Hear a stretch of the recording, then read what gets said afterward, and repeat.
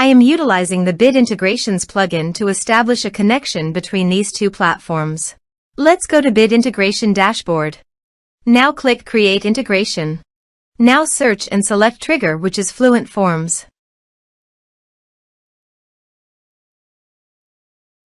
Select a form. Click Next. Now here search and select Moosend. Here, give them a meaningful integration name as you want. Now for the API key. Please visit Moosend API console. Now go to Setting on the top right corner. Then click on API key under Setting.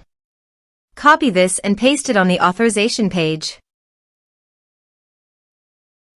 Now click on Authorize. Authorization successfully done. Click Next. Choose Method. Then choose List.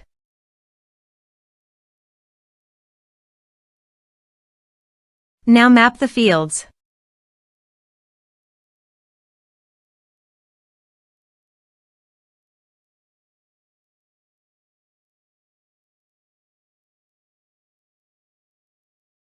Here is the conditional logic. You can use it if you want. If the condition matches, then the data you will send to Moosend. Then click Next. Finish and save it. Now go to your form and type some information and submit the form.